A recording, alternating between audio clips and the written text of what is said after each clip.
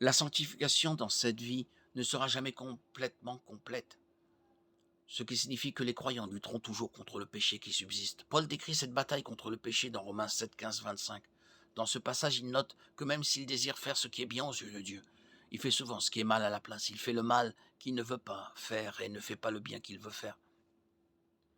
Il décrit ainsi la lutte de chaque chrétien contre le péché. Jacques dit que nous péchons tous de plusieurs manières. Jacques 3,2.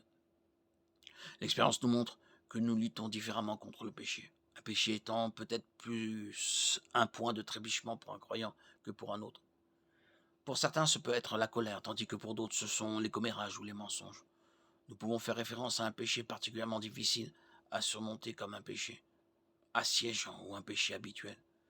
Ces péchés récurrents sont souvent, mais pas exclusivement, des habitudes que nous avons développées au cours de notre vie de non-croyants et dont la grâce et la discipline sont nécessaires pour les surmonter.